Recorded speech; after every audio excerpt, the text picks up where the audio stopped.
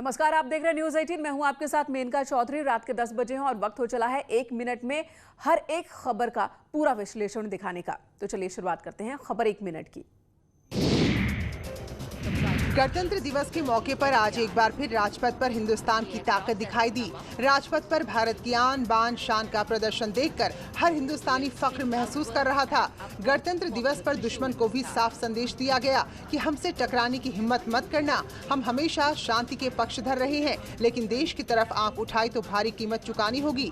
राजपथ पर रफेल की दहाड़ देखकर लोग झूमते दिखाई दिए। इन तस्वीरों को देखकर लोगों के चेहरे खिल उठे। जब राजपथ पर भारत की संस्कृति और कला की तस्वीर दिख रही थी, तभी राष्ट्रपति भवन की तरफ से आते हेलीकॉप्टर ने लोगों का ध्यान अपनी ओर खींचा। ये हेलीकॉप्टर आसमान पर तिरंगे को सलामी दे रहे थे। इस दौरान पूरा आसमान तिरंगा नजर आया। ऐसी झांकी हर बार दिखाई देती है, लेकिन इस बार की तस्वीरें खास हैं क्योंकि कोरोना संक्रमण के बीच गणतंत्र दिवस का जश्न मनाया जा रहा था। हर बार की तरह इस बार भीड़ तो नहीं थी, लेकिन तस्वीरें पहले से भी ज्यादा खास थी।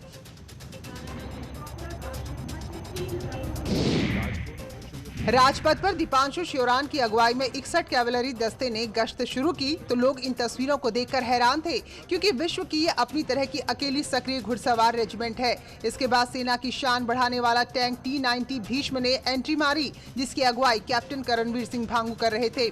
अब बारी थी वॉल्वे मशीन पिकेट की। ये दुश्मन के ठिकानों पर सीधे वार करने की क्षमता रखती है। कैप्टन कमरुल जमान ब्रह्मोस शस्त्र प्रणाली ऑटोनॉमस लॉन्चर की अगुवाई कर रहे थे। इसको भारत और रूस ने मिलकर बनाया है। इसकी मारक क्षमता 400 किलोमीटर की है। जल और थल से मिसाइल लॉन्च करने की क्षमता रखता है। ब्रह्मोस शस्त्र 861 ऑपरेशन में हिस्सा ले चुका है। ऑपरेशन कैक्टस लिली का भी हिस्सा रह चुका है, जो राजपथ की शान बढ़ा रहा था। कुछ देर बाद चंद सेकंड में दुश्मन का काम तमाम करने वाला पिनाका मल्टी लॉन्चर रॉकेट आया। ब्रिज लेइंग टैंक ने भी शानदार प्रदर्शन किया। इसकी अगुवाई 9 इंजीनियर्स के कैप्टन अमित गवर संभाल रहे थे, जो दुर्लभ से दुर्लभ जगह पर सेना के लिए कुछ मिनटों में पुल बनाने का काम करते हैं। गणतंत्र दिवस के मौके पर प्रधानमंत्री और राष्ट्रपति भी सेना का हौसला बढ़ाते नजर आए। इस बार जगुआर भी सैन्य परेड का हिस्सा बना। जगुआर ने अपनी ताकत का एहसास कराया। राजपथ पर सुखोई विमानों ने भी करतब दिखाकर भारत की आन बान शान में 4 चांद लगा दिए।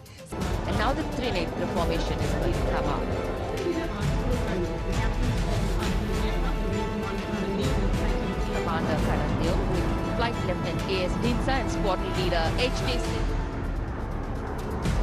हेलीकॉप्टर्स विजय फॉर्मेशन में तिरंगे के रंगों को राजपथ के सैन्य प्रदर्शन के बीच बाल कलाकारों ने अपनी शानदार प्रस्तुति से सभी का मन मोह लिया। इन तस्वीरों को देखने के बाद प्रधानमंत्री मोदी ने सभी का अभिवादन स्वीकार किया और कुछ दूर तक पैदल चलकर लोगों के साथ हमेशा खड़े रहने का संदेश दिया। गणतंत्र दिवस समारोह के मद्देनजर सुरक्षा के चाक चौबंद इंतजाम किए गए थे।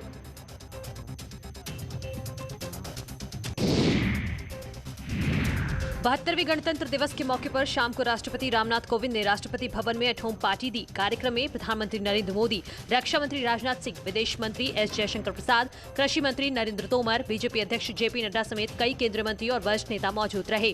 विपक्ष के भी कई नेता इस पार्टी में शामिल हुए। इसके अलावा राष्ट्रपति भवन में आयोजित समारोह में CDS जनरल बिपिन रावत समेत कई डिफेंस से जुड़े अधिकारी भी शामिल हुए।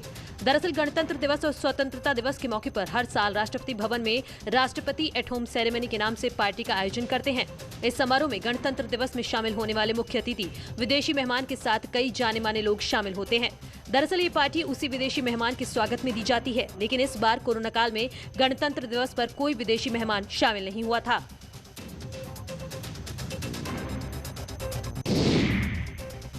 बहत्तरवें गणतंत्र दिवस पर देश भर में जश्न मनाया गया। राजपथ पर कई राज्यों की झांकियां देखने को मिली। परेड में उत्तर प्रदेश की बेहद आकर्षक और भव्य झांकी प्रस्तुत की गई, जिसमें राम मंदिर के मॉडल के साथ ही दीपोत्सव की झलक भी देखने को मिली। वहीं उत्तराखंड की झांकी में बाबा केदारनाथ की झलक देखने को मिली। सीएम योगी ने गणतंत्र दिवस के मौके पर मुख्यमंत्री आवास पर झंडारोहण किया और प्रदेश के साथ देशवासियों को भी बधाई दी। इस मौके पर सीएम योगी ने देश को आजादी दिलाने वाले स्वतंत्रता सेनानियों को श्रद्धांजलि दी। भारत के उन सभी महान स्वतंत्रता संग्राम सेनानियों को जिन्होंने भारत की स्वाधीनता के लिए अपना सर्वस्व न्यौछावर किया था, विनम्र श्रद्धांजलि अर्पित करते हुए उन्हें कोटि कोटि नमन करता हूं। लखनऊ में राज्यपाल आनंदीबेन पटेल ने भी झंडा फहराया। इस मौके पर विधानसभा में परेड निकाली गई।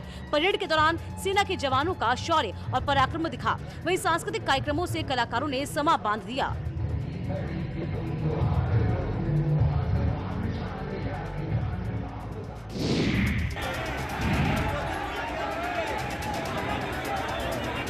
एक तरफ जब पूरा देश गणतंत्र का जश्न मना रहा था, तो दूसरी ओर देश की राजधानी दिल्ली में भीड़ तंत्र का तांडव देखने को मिला। आज लोकतंत्र के इतिहास में सबसे काला दिन रहा। दरअसल किसानों के नाम पर अराजकता करने वाले कई असामाजिक तत्व लाल किले की प्राचीर पर चढ़ गए। इस तस्वीर को गणतंत्र के जश्न के दिन कोई याद नहीं रखना चाहेगा। दिल्ली में किसानों की ट्रैक्टर परेड के दौरान हुड़दंगी किसानों ने जमकर हंगामा किया। सिंधु बॉर्डर, ITO, नांगलोई, लाल किला, हर जगह किसानों की आड़ में जमकर हंगामा देखने को मिला। कई जगह पर हुड़दंग किसानों पर काबू पाने के लिए पुलिस को लाठीचार्ज के लिए मजबूर होना पड़ा और आंसू गैस के गोले छोड़ने पड़े। इस तरह किसानों के शांतिपूर्ण आंदोलन के वादे को लेकर किसानों की वादा खिलाफी देखने को मिली। दिल्ली में किसानों और जवानों के बीच जमकर झड़प हुई। ट्रैक्टर रैली निकाल रहे प्रदर्शनकारी किसान बैरिकेडिंग तोड़कर दिल्ली घुस गए। कहीं बसों में तोड़फोड़ की गई तो कहीं पुलिस की गाड़ियों में तोड़फोड़ की गई। किसानों को काबू करने के लिए पुलिस को कई जगह हल्का बल प्रयोग करना पड़ा। हंगामे के चलते करीब 10 मेट्रो स्टेशन बंद करने पड़े। इतना ही नहीं, सोशल मीडिया के जरिए पैनिक क्रिएट ना हो, इसके लिए इंटरनेट सेवा को भी रोक दिया गया। रात 12 बजे तक इंटरनेट सेवा पर रोक लगाई गई। जितने ट्रैक्टर है, इतने लोग हैं और सब लोगों की एक ही मांग है कि जब तक केंद्र सरकार जो कृषि सुधार कानून लागू किए हैं उनको वापस नहीं लेती, यहाँ से नहीं जाएंगे। इसी जन समुदाय में जो किसान आंदोलन कर रहे हैं उनका साथ देने के लिए गुरु की फौज यानी निहंग, वो लोग भी यहाँ पे आपको घोड़े पे नजर आएंगे। गणतंत्र दिवस पर हुए हंगामे पर गृह मंत्रालय ने आनन फानन में उच्च स्तरीय बैठक बुलाई, लेकिन सवाल उठ रहा है कि किसानों की आड़ में अराजकता करने वाले कौन लोग हैं। लाल किले पर किसानों की आड़ में काफी देर तक हंगामा बरपा। पूरे हंगामे के दौरान न्यूज 18 के कई संवाददाता अपनी जान को जोखिम में डालकर आपको चप्पे चप्पे की तस्वीरें दिखाते रहे। इस वक्त मैं लाल किले पर हूँ, जहाँ पर ट्रैक्टर मार्च के जरिए हजारों सैकड़ों की संख्या में किसान मौजूद हैं। ये सब लोग आए हैं यहाँ पर जो कृषि सुधार कानून केंद्र सरकार ने लागू किया उनकी वापसी की मांग कर रहे हैं। यहाँ पर आज 26 जनवरी के दिन ये आमतौर पर झांकियां जो होती है वो होती है, लेकिन इस बार झांकी नहीं है। ये सब लोग गणतंत्र दिवस के जलसे पर हुए बवाल पर कई तरह के सवाल खड़े हो रहे हैं। सवाल है कि क्या किसान अपने नेताओं की भी नहीं सुनते? क्या राकेश टिकैत समेत दूसरे किसान नेता जिन्होंने शांतिपूर्ण ट्रैक्टर रैली का वादा किया था, वो वादा क्यों तोड़ा गया? जबकि किसान नेता राकेश टिकैत ने हंगामे का ठीकरा पुलिस पर फोड़ते हुए कह दिया कि पुलिस ने किसानों को उकसाने का काम किया।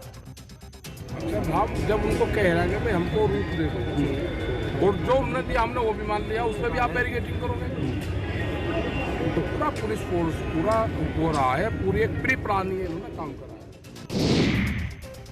अन्नदाताओं की आड़ में जो दिल्ली में गणतंत्र दिवस पर बवाल हुआ, ये तस्वीरें वाकई लोकतंत्र को शर्मसार करती हैं। एक शख्स ने लाल किले में तिरंगे के उतारकर खालसा पंथ के झंडे को लगा दिया। इतना नहीं, ITO पर हुड़दंगी किसानों ने ट्रैक्टर से पुलिस को कुचलने तक की कोशिश की। वहीं कई जगह किसानों ने तंबुओं को उखाड़ फेंका, जिसके बाद पुलिस को उपद्रवियों पर लाठीचार्ज करना पड़ा और उन्हें काबू करने के लिए आंसू गैस के गोले छोड़ने पड़े। पुलिस के साथ किसानों ने मीडिया के साथ भी बदसलूकी की। ITO पर किसानों ने DTC बस को निशाने पर लिया। एक ट्रैक्टर से किसानों ने बस को कई बार टक्कर मारी और सरकारी संपत्ति को नुकसान पहुंचाया। वहीं किसानों ने पूरा ठीकरा पुलिस पर और सरकार पर फोड़ दिया।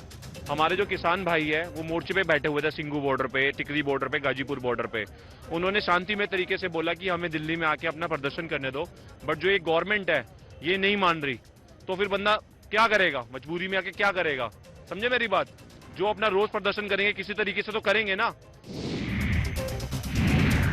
दिल्ली के ITO इलाके में भी किसानों ने जमकर हंगामा किया। ट्रैक्टर परेड के नाम पर खूब अराजकता फैलाई गई। इसी बीच एक बेकाबू ट्रैक्टर फिल्मी अंदाज में पलटा। आप देख सकते हैं कैसे ट्रैक्टर कई बार गुलाटी खाती हुई पलट गया। हादसे में ट्रैक्टर दौड़ा रहे किसान की मौत हो गई। उधर सिंधु बॉर्डर पर कई किसान तलवार लहराते नजर आए। शांतिपूर्ण प्रदर्शन के नाम पर यहाँ भी गुंडागर्दी देखी गई। देखिए किसान कैसे पुलिस के सामने तलवार लहरा रहे हैं। वहीं दिल्ली के पंजाबी बाग इलाके में भी किसानों ने जमकर गदर किया। इसके बाद सुरक्षा बलों को आंसू गैस के गोले छोड़ने पड़े। आंसू गैस के गोले छोड़ते ही प्रदर्शनकारी किसानों में अफरा तफरी मच गई। पूरी दिल्ली में किसानों ने पुलिस पर कई जगह पथराव किया, जिसमें 16 पुलिसकर्मी घायल हुए। धीरे धीरे कर ज्यादातर सभी बॉर्डर से किसान हटने लगे हैं।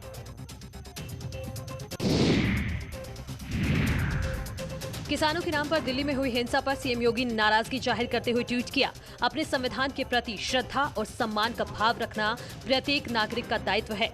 संविधान हमें सम्मान के साथ जीने और आगे बढ़ने के समान अवसर प्रदान कर रहा है।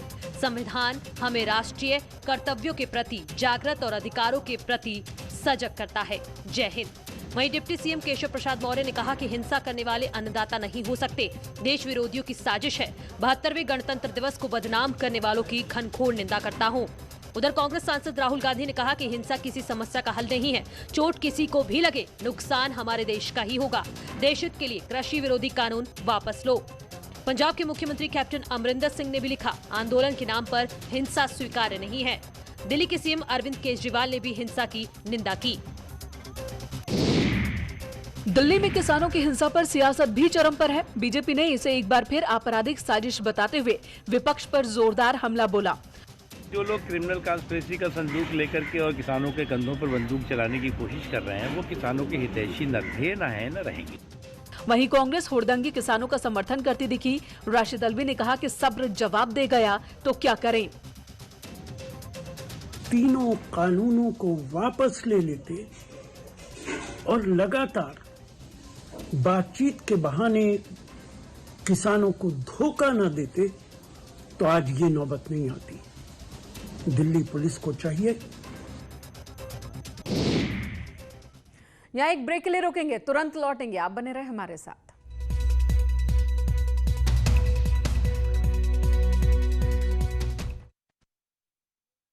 अपना